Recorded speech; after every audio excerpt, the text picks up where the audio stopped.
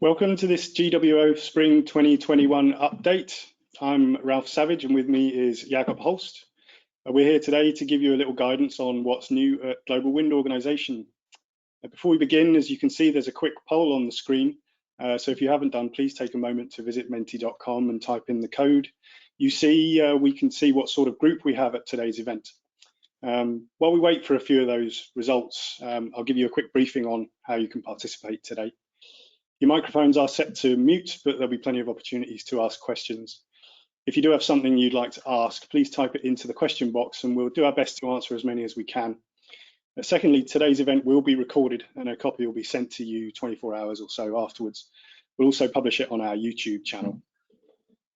So hopefully a few more of you will be able to tell us where you're coming from, and this broadly is a definition of what we're hoping to see. Is the purpose of this webinar is for our stakeholders who know us already and come from the network and are expecting to find out what's new. So as we can see, we're getting a big portion of training providers, which is good to see. Yeah, and a few certification bodies, which is also in the target group for this. Yeah, and there'll be plenty of information for both of those particular stakeholder groups today, as we're releasing a number of new products and updating our requirements and so on. So we'll just leave that up 20 seconds more and let everybody see their results. Okay. So how about we move on a little bit, Jakob? Yeah, sure. We're going to introduce the agenda for today. Yeah, so this webinar is aimed primarily at the GWO training providers. Good to see so many of you join. Certification bodies and users of GWO training who are already familiar with what we do. So if you're one of those who have a limited knowledge of GWO, you might have some catching up to do. But for those of you who know us already, there's lots to get through, so we'll move on fairly quickly. Today's agenda follows 3 core themes that match our strategy, which is called Safety Without Borders. The first part is about quality assurance. In this part, we'll review the work done to improve governance and quality across the network. Second part is about training standards. This is where you'll find out about the newest updates to our existing products and learn about new training that is launching today or in the pipeline. And finally, we'll look at growth. Our ambition at GWO is to double the impact we have around the world, and we want to talk to our special guest panel of member representatives and also introduce our newest member company, Cubico Sustainable Investments. So we have a lot to cover. Let's get things started. Okay. So beginning with the quality assurance topic, we're concerned with 2 items today: GWO's requirements for certification bodies and training providers. These updates are designed to ensure quality of GWO training remains high across the network. And our first GWO guest panelists, Jose Jimenez and Lisa Mallon, are here to tell us all about them. Jose will begin with the requirements for certification bodies, which has been updated to version 8. These are the rules for authorized certification bodies and auditors who certify GWO training centers. I'll just run through the key changes one by one, if you'll permit me. First, auditors must now observe a minimum number of participants during an audit. I think we can all understand why that would be sensible. Secondly, we've updated the qualification requirements of audit team members themselves. Third, and probably one of the biggest changes, is that now all auditors must have passed GWO auditor qualification training. GWO can also now withdraw the approval of individual auditors. And finally, there must be no more than 4 weeks between the quality management systems audit and completion of the audit. This is particularly relevant in the case of remote audits, which, as you can see, now are permitted as a permanent solution. So Jose, if you're online, I'm hoping you can tell us a little bit about the motivations behind these particular changes that we see on screen here. And if the audience has any questions, we'll put those to you as well. Jose, are you with us? Yeah, sure. Hey, Ralph, good morning, and thanks for the good morning to everybody. The spirit behind the requirement for certification bodies is of course, to align, quality with a more friendly, scheme for the auditors to, while they're performing the the audits. So both things, quality and simplification have been behind this through a very active group of, auditors and training providers who have been contributing to this effort. Yeah. And I think, a key change, has been, the minimum number of participants observed now, because there was a lot of confusion between, if it should be 10 or 12 or 2. Now the number is going to be 4. So every training provider and every auditor are now going to be able to have a single number they need to take a look at, and be helpful in terms of consistency. Yeah. And AQT, as of this month, is now a permanent requirement for all auditors, and that's been going pretty well since it was launched as a digital training last year, right, Jose? Yeah, absolutely. AQT is basically our new vehicle to drive standardization across auditors, despite certification bodies or regions. And starting April 1st, every auditor, who performs audits is going to be qualified by GWO, and this will be a program requiring, rehearsal every 3 years. We've been able, to train every auditor who wanted so in the last year or so. So looking forward to this standardization. Okay, so that's the first part of the update for the requirements. For the next element, we'll remain with the certification bodies requirements, but there's a big change on how certification bodies report their work to GWO taking place in this update. As you're hopefully aware, all CBs have been required to send us an audit report as part of the certification process. That's been in place since October last year. However, if there's a problem with that report, this can delay certification. So we've developed a GWO template, or I say Jose and his working group have developed a template which will now be a requirement for all certification bodies to use, and that's from the beginning of May this year. Jose, you're holding online advisory sessions on how certification bodies must use this tool over the coming weeks. Before then, can you tell us what the motivation again was behind this particular change? Yeah, sure. I think the standardized audit report for GWO is going to be a game changer, because it's going to ensure that all the requirements in the standard are going to be taken a look at by the auditors, and it's going to help the auditors as well, and the certification bodies to standardize globally in the way they do things. So once again, there's a quality, take a look at, with making sure that every question in the requirements is going to be taken a look at during the audits.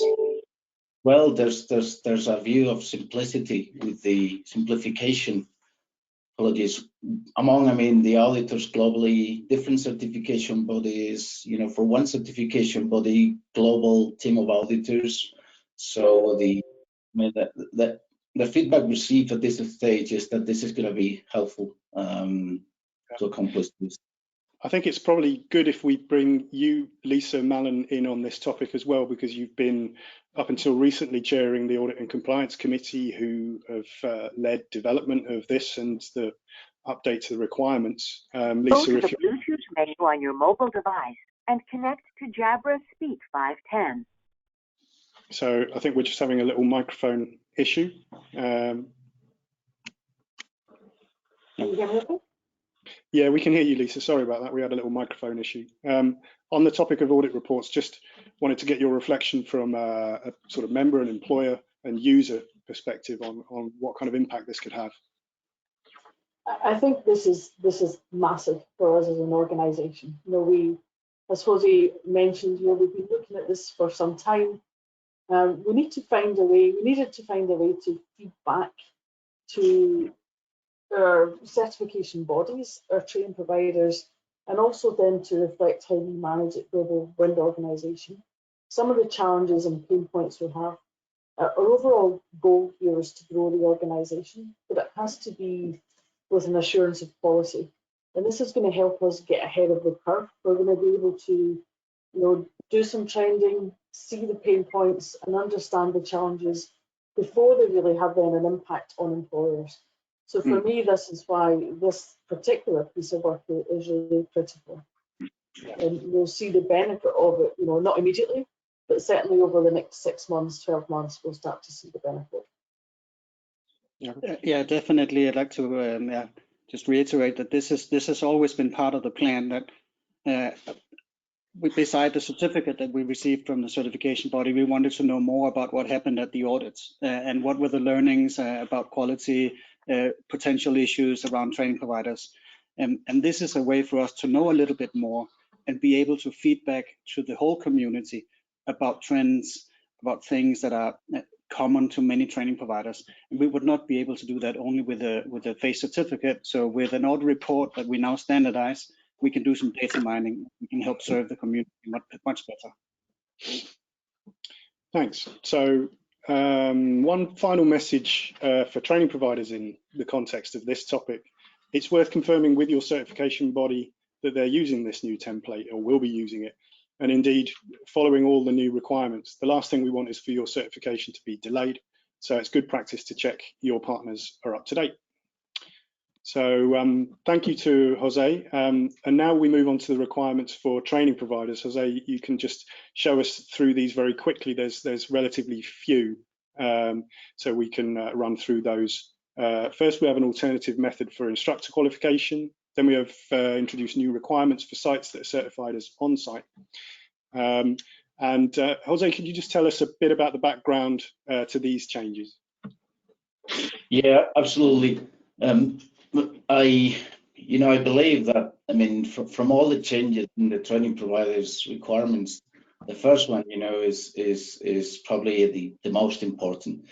There's not going to be a much more clear, process in the way, training providers can qualify their instructors, so they can follow the normal route, which has always been on the table. But now there's a much more clear alternative they can follow to ensure quality of the instructors.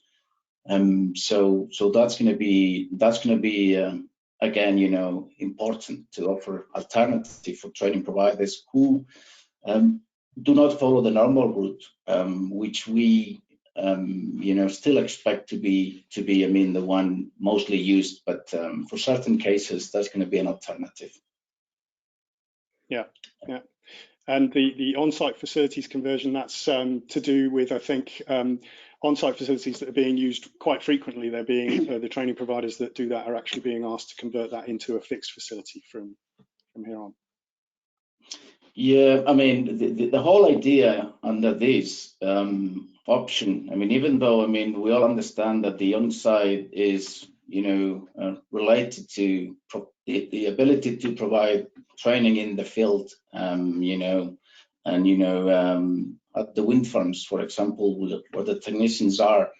There's also another view under this, which is you can use a fixed facility, which is not GWO certified, for market testing purposes, for example, and that's going to continue being an option. With a clear, understanding that there's going to be a limit of 12 months to do this before, this needs to be, converted into a GWO certified training facility. So again, the option is there, and we continue to perceive that this is being helpful again mostly for new markets, testing for our training providers.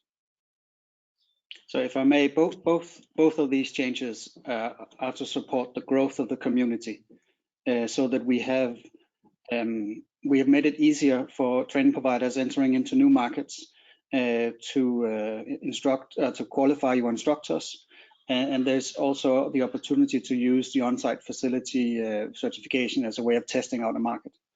And it's been very difficult during Corona to have instructors qualified in the normal usual process, where you first are trained in the module, then you observe the module being delivered, and you co-deliver, and then you deliver under observation. That's the normal process. This alternative method helps in all of those markets where you're not able to go to another training provider and do all of those steps and have that help from someone. So yeah, we hope that this will help especially in the new markets we hope to open.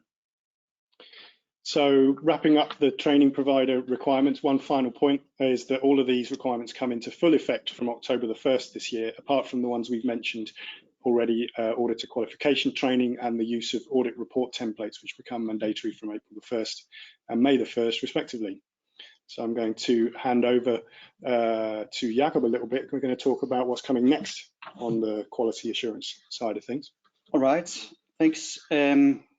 So all of our focus areas on the quality assurance side is about making sure that we can grow with confidence. And we're fortunate now to have several panelists from our membership today, and I'm going to turn to you first, Lisa, about what we're doing next in quality assurance. We've already heard from Jose about audit reporting and why it's so important. So I'd like for you to tell us a little bit more about the plans for 2021. How do we want to use these reports to improve quality of the GWO network? Thank you, Jakob. Yeah, I think the highlighted projects here, I'm sure are familiar to most people on the call.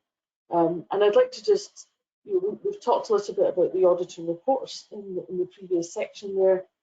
The WINDA 3.2, the auditor profile changes. This is again, it helps a number of people. It helps employers make sure they're using auditors who are qualified, but it also gives the individual auditors a way of tracking their competence, their records, and it allows us as the organisation then to be able to direct people to the right regions and understand where we maybe have a gap, especially in the new growth regions, and where we maybe have to then make sure that we make it available to more people, and especially in the new market. So the projects are very much linked to the strategy. They're all to do with growth, but also to make sure that we grow, but grow with that quality of assurance, quality of assurance. Mm-hmm. All right, thank you, Lisa. Second part of our agenda today is training development, and we have, so just pausing a second. Now we've covered the new governance for training providers. We've covered the new governance around certification bodies. All of this designed to make sure that you guys are able to grow the network. We are able to grow the community globally and deliver training to more people and make it a safer workplace in the wind industry. So the second part of our agenda today is about training development, and we have several new and improved training standards to run through. Our guest panelist for this section is our Director of Training Operations, Jakob Bjørn Nielsen, and our Chair of the Executive Committee, Mr. Paul Robbins. As we did with the requirements before, I'll run through the items briefly before we discuss the changes in more detail. First, basic technical training version 6, where amongst the updates are new equipment lists and adapted learning for safer use of hydraulic tools. Next is an update to the Slinger signaler version 2, or rigger signal person as it's known in the US. It has reduced its duration slightly, while we have simplified some of the content. Blade repair sees no change in duration, but with a switch of 60 minutes contact time from one lesson element in trailing edge repair to focus more on grinding skills. And then the most notable change is in the sea survival is a switch from one lessons from a practical skills-based exercise into a knowledge-based element. And finally, the training development team is developing more agile processes for reviews and updates like the ones we're showing you today. Jakob, Bjørn, this is probably a good time to bring you into this conversation. These are just some of the key changes for training standards. What's the most important things for training providers to consider when updating their use of a GWO standard? I mean, me being a training person, I believe they're all hugely important. But if I were to put on the training provider perspective, I would have a look at least at the BTT update, because there's a change to the equipment list. So delivering that, I would say focus on that. Make sure to have a look at it and update accordingly. is quite important. Also, of course, in the sea survival, there's an option to use a video for the self-inflating raft, and I think that's important. But the overall really big thing here is, and that is important, is that we're going to go into working more agile. Yes. So we will see in the future updates to training standards based on change of need at the moment, or in the moment, and that will be a different pace. So we will share more as we go along with this. But overall, I think it's a solid base. I think what we're doing here, we have 4 reviews. It also shows very much that what GWO is all about. You know, we are doing this together with the original equipment manufacturers, with the operators, and with the training industry. And that gives us a solid foundation to stand on, because, well, at the end of the day, the changes we are making are changes based on the feedback from the industry, and that gives me a lot of joy to see. So Jakob, I'll ask you one more question, because I know you've been working a lot on taxonomy. Yes. For the past year and a half or so forth. Can you say a little bit about taxonomy? Yeah, I can. So back when I started in GWO, the taxonomy list had 100 action verbs, as we call it, but they didn't really have an explanation. But they were put into different levels and different, so it was skills, knowledge, etc.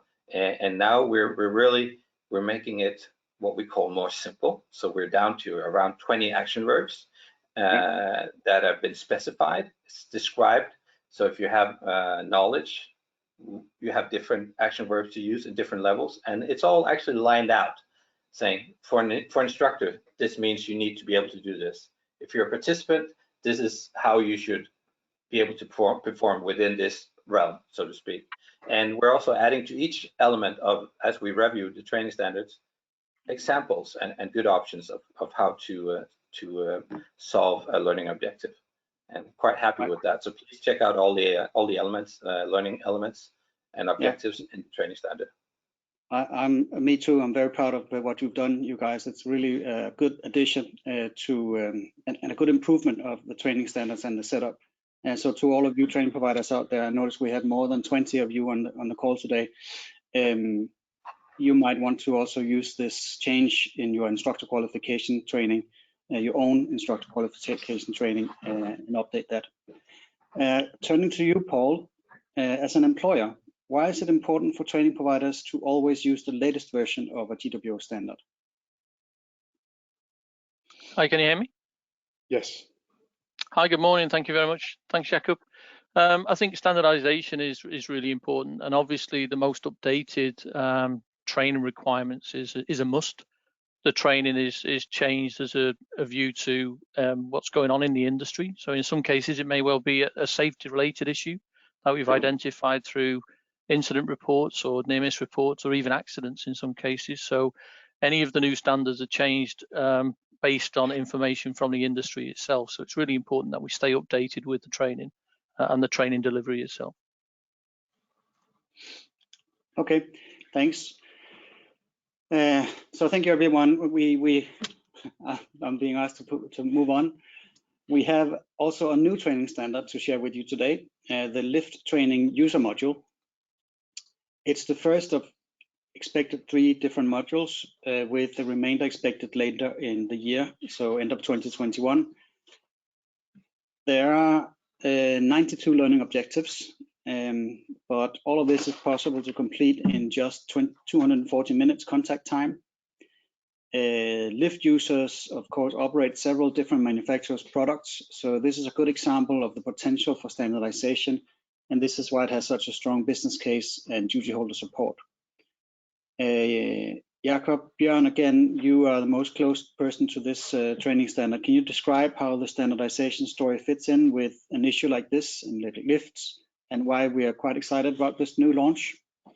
Yeah, I think it's been a track that we've been on for a while. Another fairly recent example was the Slinger signaler, where across Europe you had plus 400 different types of sling signal training. This is also not in that amount, but still there are many different lifts brands, but there are also many different generations of lifts. So the let's call it the training framework for most of our members and the wind industry is quite extensive in this area. So being able to standardize is a key moment. I think it's something that's happening not only within this field, but we also see companies doing what they call multi-brand service or multi-brand operations. I mean, the whole standardization thing is really an ongoing theme.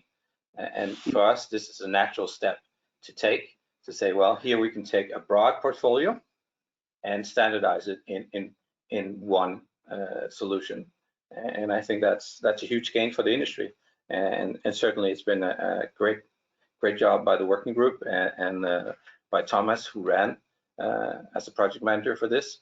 So hats off to him. But it's an exciting thing that we're looking into. But we actually, if we go back in the past, we still have this. Working at heights, which was, I believe our chairman was quite involved with that originally, had this embedded in as well, because you have different glider types. So you still have one training for working at height, but you have a general training where you use a lot of different equipment and you learn the principles and the generic steps taken. So it's actually been an embedded thing in the GWO approach ever since we started, way ahead of me, but yeah. Yeah, well, congratulations, Jakob and Thomas and the working group, and also thank you to those lift manufacturers who participated and shared some of their knowledge in this. We're looking forward to see how the take-up of the lift user training will be in the future. So the pipeline in training development is what we show you on the screen now for 2021. It's really busy and there's plenty to share with you now.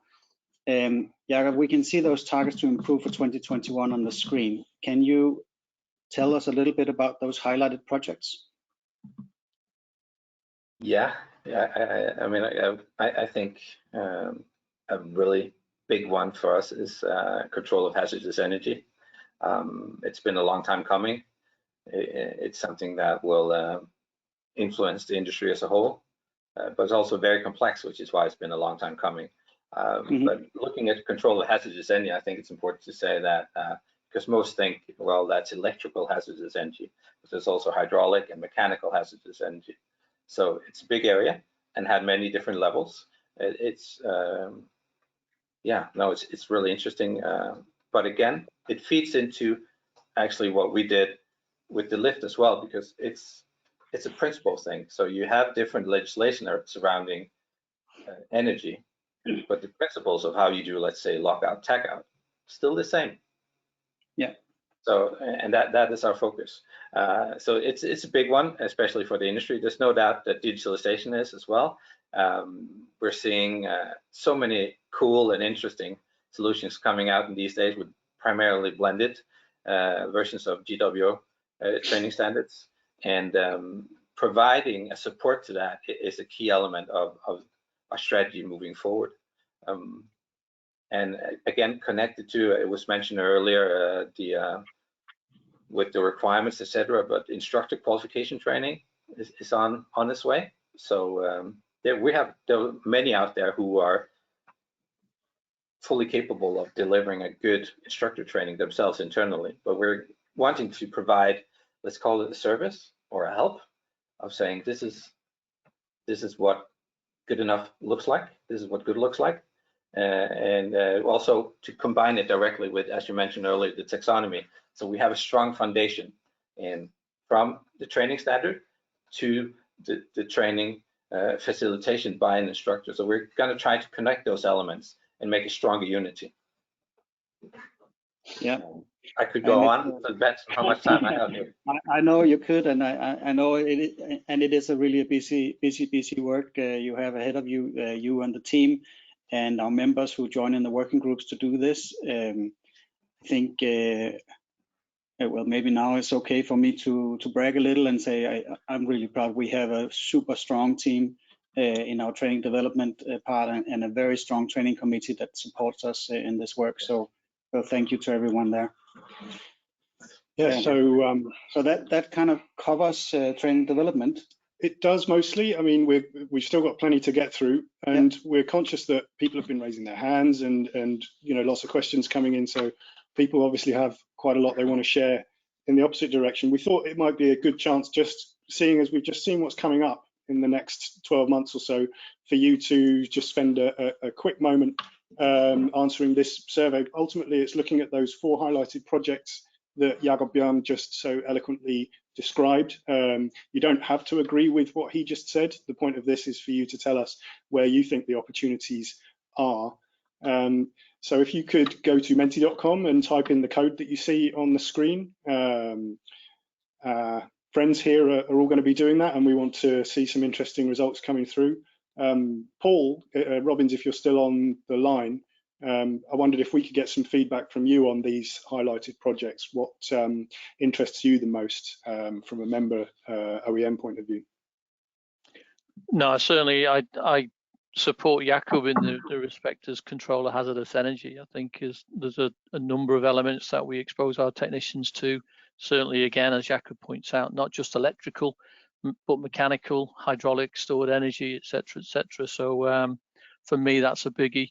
I think the industry as a whole have tried to do this in isolation in various areas and parts of the world, and we need to be able to map that and see what we can come up with as a global fix for that particular issue. So for me, the control of hazardous energy is certainly one of the top highlights. I think another one going forward, and something that was on the recent members review, is behavioral safety, or the human factors side of things. You know, while we're a pioneer in industry, there's still a huge reliance on training and administration, and perhaps even the last of the hierarchy controls, PPE.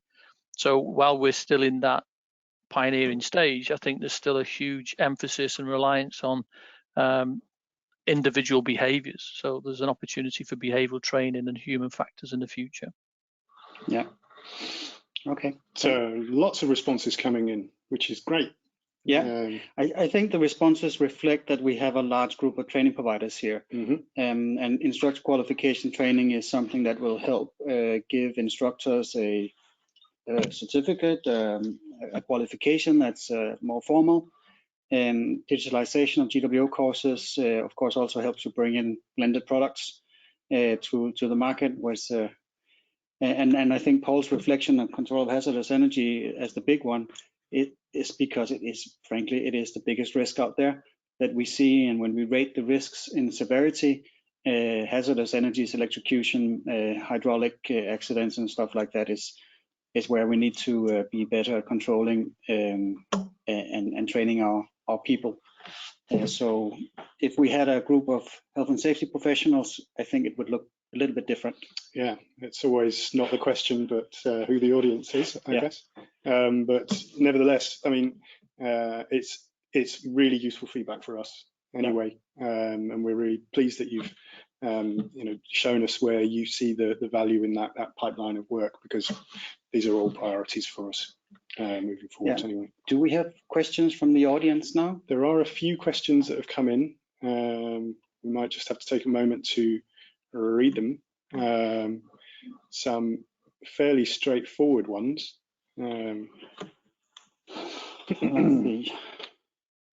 So there's one about the audit report template, which is probably quite a sensible one in terms of where you can access a copy of that. Template is downloadable from globalwindsafety.org. It's not in Word format, it's in a fixed format. Which allows us to data mine more easily and make sure that you don't make changes. So sorry for that. But it's important. Anybody interested in the audit reports to check on our events pages on our website, because Jose is going to be holding 3 advisory sessions on how to use those beginning next week for the next 3 weeks. So you'll have one-to-one tuition with the project leader. So. And one that's about a couple more about auditor certification. Is it revoked to my certification? One question at a time, I think, is the... One question at a time. Yeah, what will happen if the auditor certification is revoked to my certification? I assume this is from a training provider. If your auditor has been revoked, usually we apply a principle that if you're innocent, if you're not to blame, we will make sure that the consequences for you are as limited as possible. So I think it'd be a case-to-case handling here. If we have an auditor who is completely doing things completely wrong in your certification, we may have to require that the certification is done again. But let's see. Usually we apply that principle of if you are not to blame, we will not blame you. When is the next AQT planned for? That will be in June. As I recall, end of June. We have taken in more than 12 courses, given training to 120, 40 people in the last year.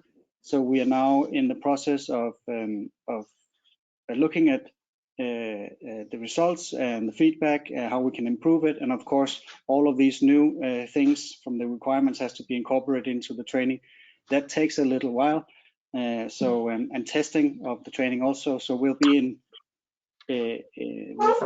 I think, with a plan starting in June, with plenty of courses for all of you. The last one's probably important. Due to increasing COVID-19 cases here in our country, can we still do the remote audit?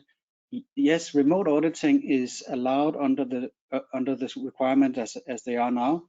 The remote audit is for initial audit and for recertification. For stage 2, Maria, I would recommend that you write to us at info@globalwindsafety.org so we can take care of your specific case and give you a good answer for that one. So please do that. If you have a specific issue for yourself, write to info@globalwindsafety.org. So let's move on a moment. We'll just take one quick last look at the results. So we've got a fairly big majority, as we discussed, about IQT. All of the questions that you've taken here, we'll attempt to answer them in writing afterwards. All right? Yeah. Okay, we haven't taken all of your questions, sorry for that, but in interest of time. Yeah. We're trying to keep today to around about an hour. So we'll move on to the final pillar in our strategy, which is growth and engagement. This part of our work is all about engaging with the industry on a global basis to help establish GWO as the recognized training standard for wind technicians. Our members realized that we must make several breakthroughs on the way, so we worked with them to define a set of global breakthrough objectives, which became the Safety Without Borders strategy. We announced this strategy just days before the pandemic, but thanks to the resilience of all of our stakeholders, many of you who are online today, these objectives remain, we believe, within reach. And so we continue with the strategy to grow our network, double the number of members we have, and to help build a GWO trained workforce of 200,000 people by the end of 2022. To achieve this, we identified 3 sets of improvement priorities, 2 of which we've covered already today in terms of quality assurance and standards and training. The next stage in GWO's journey requires that we invest more in growth and engagement to help more providers deliver the training the industry needs.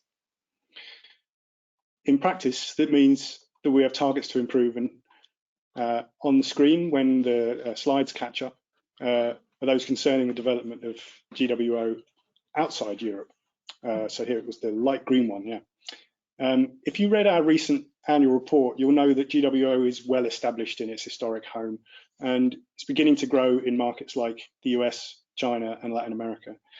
Now we've targeted an increase of 50 more training provider certifications outside Europe during 2021, and a doubling of the number of GWO courses completed.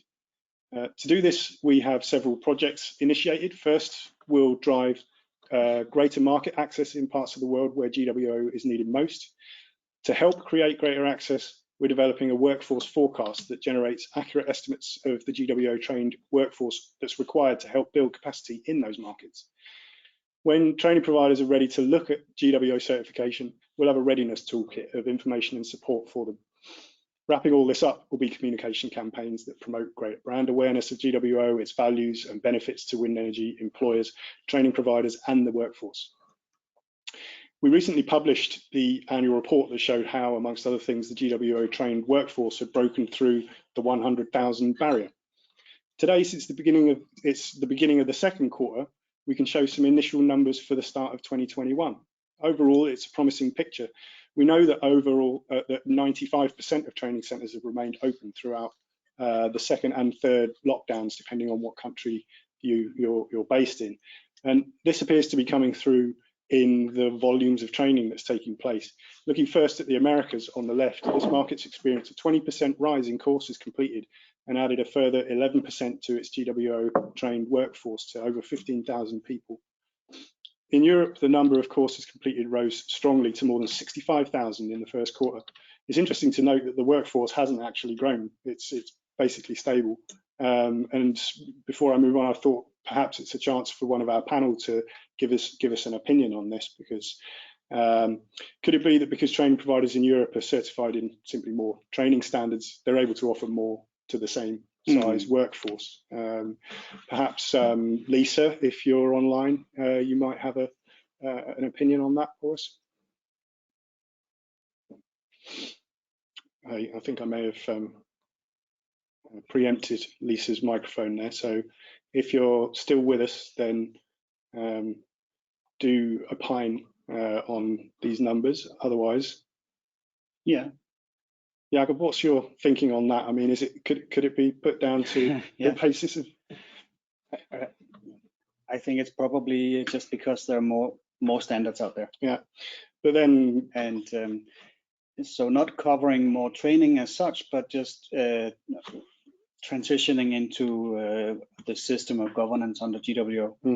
And we can see that, for instance, Slinger, Signaler, or blade repair are things that are new. Rescue, advanced rescue, enhanced first aid. Those are new to the portfolio, and some of the workforce will need to have those types of safety trainings, which were not available before. So I think that's probably it. But I would be interested to know more about that. Yeah, and the flip side of that, I suppose, is that it means that we would like to see more of these other training standards outside the recommended core of basic safety and basic technical being delivered in parts of the world like Latin America and China and so on. Yeah, especially basic technical. There's a huge demand for that in South America, amongst our members, parts of Africa, throughout the APAC region. We are lacking qualified training providers in those courses. Yeah. So with Asia Pacific included, the total workforce now stands at just over 102,000 people. And I guess we'd like to congratulate all GWO training providers for their amazing work in keeping the industry safe during this most challenging period. Over to you, sir. Okay, thank you. So perhaps the most important driver for growth for GWO is attracting new members that will apply GWO as part of their training curriculum. So we're very pleased to be able to introduce to you our newest one. Cubico Sustainable Investments is represented by the head of health and safety, Louis Smith, who is with us today. And Louis is going to give us a quick introduction about the business of Cubico. Louis. Hey, Louis. Are you on? Hi, gents. Yeah. Hey. Yes, I don't feel very new, but I feel decidedly old. But there you go. Yes, I'll tell you a little bit about Cubico and why we're so pleased and excited to be joining the such esteemed company in GWO. Cubico's been around since around 2015. We grew out of Banco Santander, sort of a green energy fund. And in that respect, we're kind of a different member organisation. Our roots are in banking and investment. Our money comes from two large Canadian pension funds. And in these few short years since 2015, we've been morphing ourselves into a responsible owner and operator, not just a banker. That's easier said than done. It has been a pretty steep learning curve with some pretty sizable bumps along the way. You see the numbers there in front of you. The ones you're probably most interested in around the operational portfolio, we have 1.3 gigawatts of operational wind right now. The rest of it's made up with concentrated solar and solar PV. We operate in those 13 countries. Our biggest ones for wind would be Brazil and Mexico. And hopefully that fits well with what you just heard Jakob saying in terms of growth areas and penetration in Latin America. We are very keen to see GWO take firm root there. We're also doing development work which featured in that larger number. That would include the UK, France, a couple of big projects in Australia, a couple of things in Greece and Colombia as well. And our next one should be California, which I keep saying that, it should be any minute now. So that's Cubico's background. And yeah, can I a couple of questions to you? Actually, I have a couple of questions on my screen here. I think maybe you have covered it. So what impact would you like to see most from GWO, and how would you be looking to contribute? Okay, yeah, we want to be an active participant. Like I say, I think we bring a different flavor to the group. We are not the big utility. We are not the manufacturer. We don't have a huge workforce. That's the other important point to note. But we do have key responsibilities. We do have duties to deliver, and we think those are best delivered by joining GWO and insisting on those high standards worldwide. It makes life easier for us. It means we get into new markets with a basic level of understanding. You know that the guy stood next to you, if he's had GWO training, you know what that means. You know what you can depend on him for. And when you engage completely new contractors, all this sort of stuff, to insist on the GWO badge is something we want to be able to do wherever we go. Yeah, that's good to know. That's good to know, Louis. And I think you're already aware of this. Our target for 2022 and 2022 is to double the number of members that we have, and you are the first in this journey, and we're looking to find 17 more like you. How many are there like you? Do you have the phone numbers? Do you have the phone numbers? There are a number, and there's a number that are on a similar journey to ours. Some may be a little bit further, some are really only just starting. But yeah, the world of green investment has matured in that it isn't buy and flip, turn a quick buck.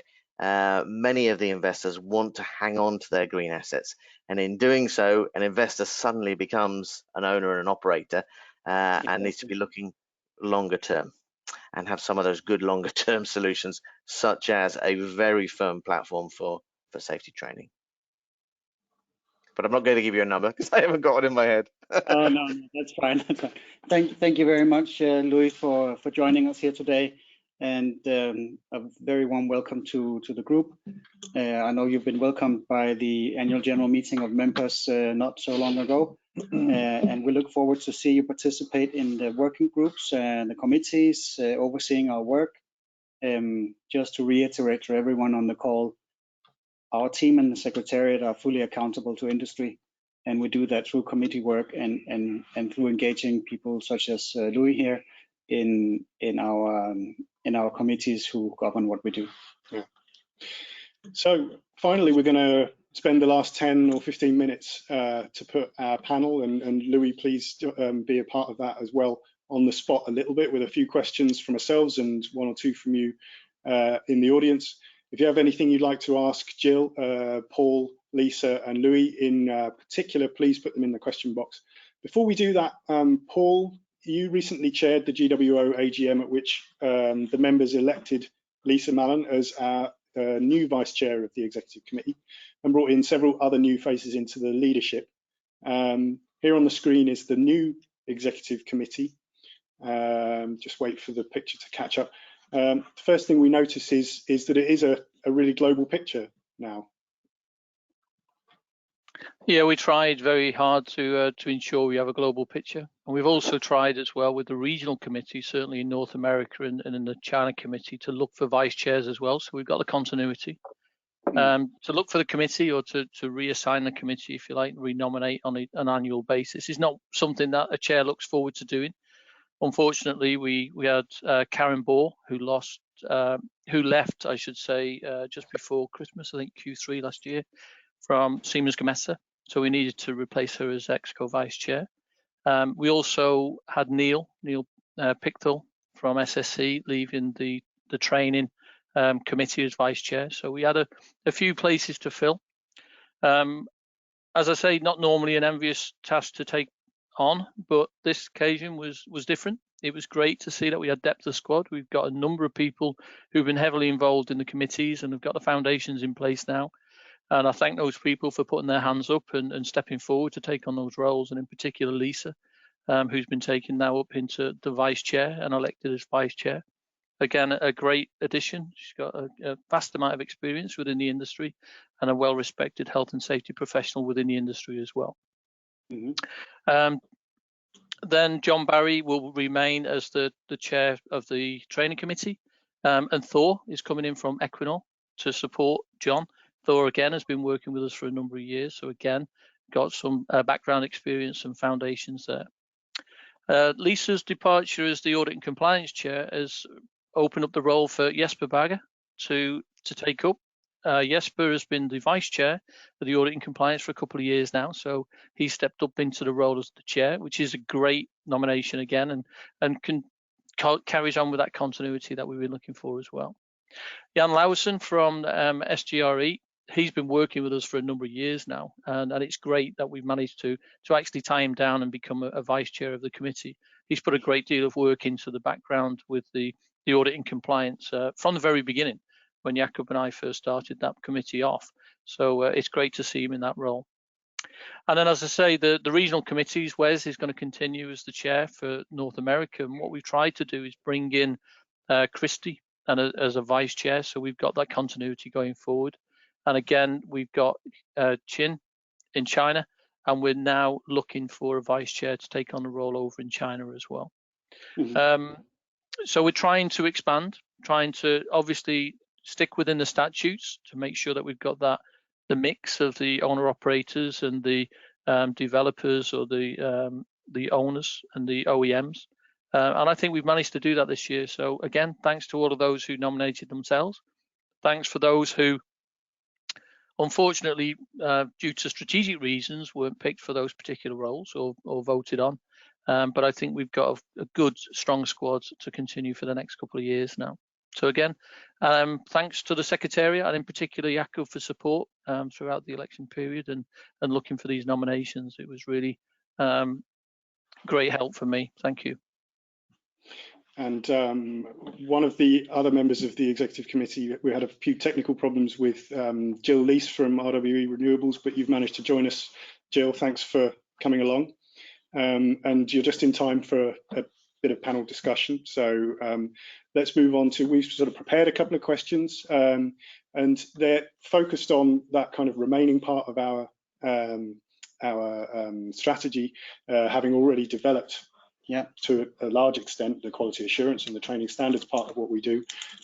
So the first question that we'd like to put to you guys is about why 200,000 people? Is it a realistic target? What's kind of behind that? And perhaps Jill, since you've just joined us, you could give us your thoughts on, your experience on why the membership came up with this target and what sort of future we can see from it. Yeah, sure. Yeah, and thank you. And hello, and apologies. Yes, it has been somewhat challenging. I've dialed in now by the home PC, so hopefully the quality of the sound is fine. I mean, it wasn't just us. I mean, obviously the membership and the strategy day came up with that target. Why do we think it's realistic? Well, we're already above the 100 and some thousand worldwide, and as you've touched on already, the amount of growth that we're seeing, not just in more traditional markets, but particularly looking at Asia Pacific, the amount of growth, particularly in onshore, but also, huge ambitions in the offshore environment. I think by definition that means there's going to have to be a huge growth in the local workforce, and as Louis quite rightly point out, and certainly important to us as a developer looking to grow more globally, having a globally recognised standard is really important, particularly for the basic safety training, but also some of the other elements, because certainly when we're looking at new markets, the one thing that's really important is to know that we'll be able to access people who have the right skill sets, but also have that that basic safety training. And Lou quite rightly says, having GWO as that basis, you know what you are getting. And I also think for those markets, it actually allows them to be seen as competing on a global basis. So I think it's really a very realistic target. Optimistically, I would hope that we will go higher than that, but certainly I think it's a very realistic, credible target. If we consider existing markets that need to grow and are growing further, and the workforce will grow further, and then those new emerging markets. Thanks, Lisa. Jakob? Yeah, sure. To me, it's a necessary target. We've seen IRENA reports suggesting that the workforce that's in scope for the BST globally is around between 1 and 1.2 million technicians out there. And hopefully all of those 1.2 million technicians do have a safety training that's relevant to them in the basic safety areas. The point is we don't know. And it's an individual assessment for every person. It's better to have it under the scope of a mutual governance system such as what we have in GWO. So I think we need to move along those lines. And from a personal perspective, I mean, I'm an ambitious person, and I'd like to see us move really fast in this. and I don't think that 200,000 is unrealistic at all. It's a necessary target, and we should go to 500,000 in 5 years. But that's just me talking. Lisa, perhaps you want to just add a few thoughts from an OEM perspective, because obviously you have a different view on this in some ways. Still some audio issues perhaps from Lisa's side. Here we go. Yes and no. I mean, I think I should be on now. Is that okay? Yeah, we've got you, Lisa. Thanks. Yeah, I think 200,000. Yeah, so. Thank you. I think 200,000 is a big target for GWO, but it's actually a very modest number when you think about the number of people working in our industry. So we have to set the number at 200,000 to start encouraging the growth, to start making it more visible to people, to encourage more training providers in those growth markets. But also, like when you think about the Americas, North America on its own, with the growth there, the amount of new sites that are added, the amount of new people coming to the industry, this number will quickly disappear and be superseded. I really do believe that. But to do that, we have to then obviously build the infrastructure to support it. So it's good to have the target. I think we can go higher, but the target at least allows us to build that sustainable growth. Yeah. Thank you, Lisa. Agreed. So we've got a couple more minutes remaining, and one more kind of broad question that we could go to, or we could take a few questions from the audience. See what do we have? What do we have for ourselves? Here we go. I think we've already answered quite a few of those questions already, so we don't want to labour this point. Let's do some questions from the audience. Yeah. And to this question, we have about 10 target countries that will communicate shortly, where we'll do all of those work programs.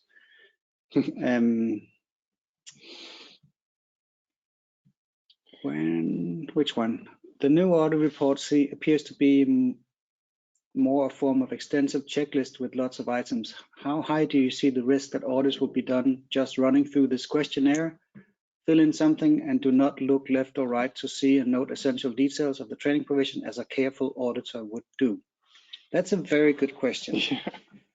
And I think the answer lies in, as a careful auditor would do, and careful auditor would look beyond the checklist. And so we've tried to create something that is more than a checklist, and with open question areas and boxes where you can expand on this. That said, there are also lots of things that are a checklist, and where you need to make sure that those things are present. So it is the first version of it. If we see it as a checklist, we may want to change the way it looks, but I think it's a big improvement from where we were. And Lisa, you have seen this as well, or you've at least followed this work and worked on this. Will you expand a little bit on that? Yeah, and I think, like you said, yeah, certainly. So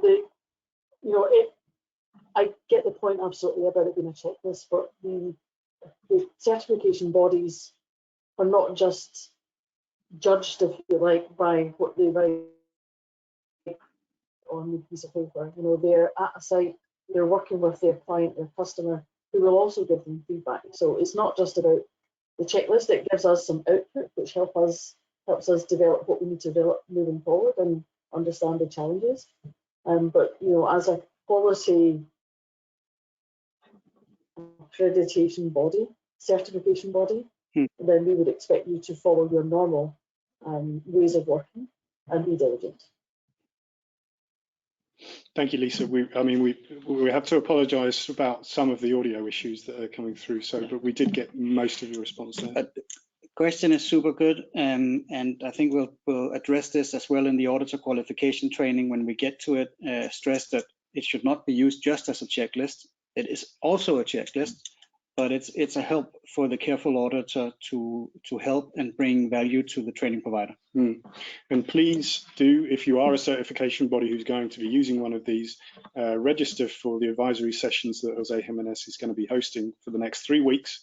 And if you're a training provider whose certification body is, working on your behalf, please encourage them to go, because it's good due diligence on your behalf to make sure that the certification body that you choose, there's a lot of them, so go with the one who you trust the most, who follows these requirements the most diligently, and you can influence that part of the quality improvement sort of program that GWO is implementing.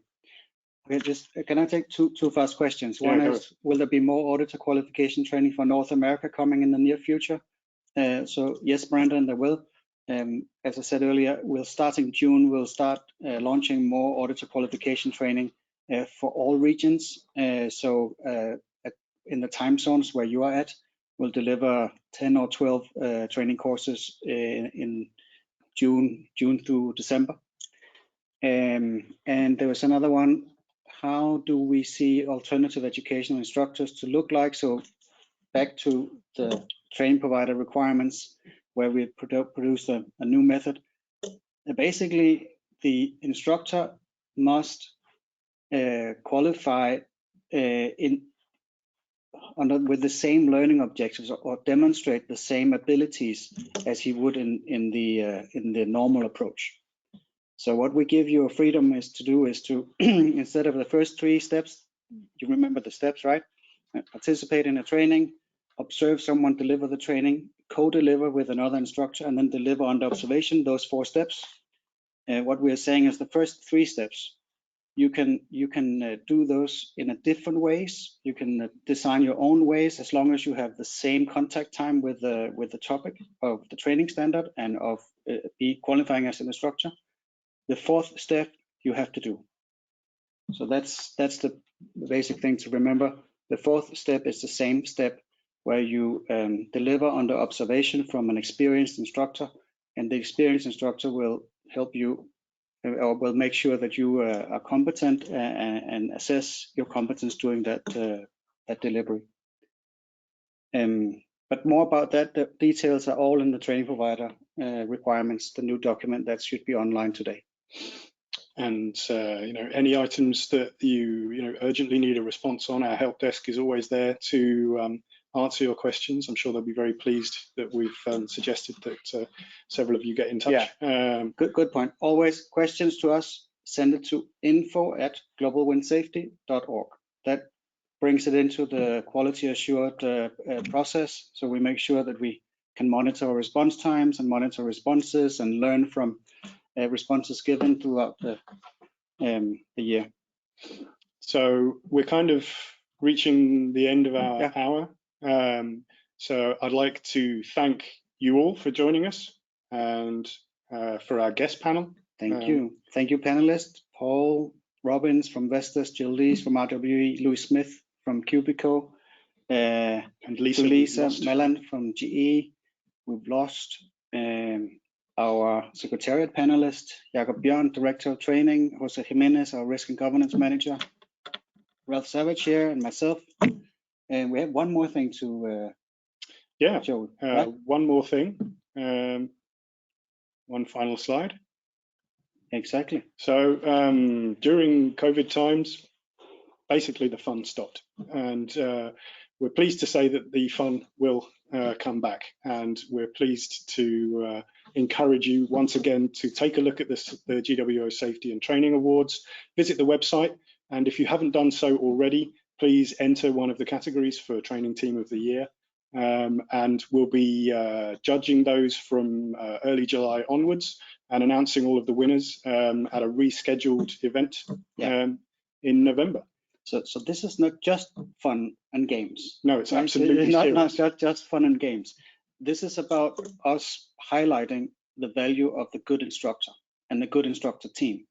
So we're using these awards to shine the light on what is it that good instructors do and what is the difference that the good instructor teams can do. So that's why we've devised this award, and we hope that as many of you would like to participate and consider participating. There are awards for regions and global awards as well. We have an excellent judging panel. Lisa Mallon, for example, who's been on today, she's part of the judging panel, as are 8 or 9 other member representatives from around the world. Yeah.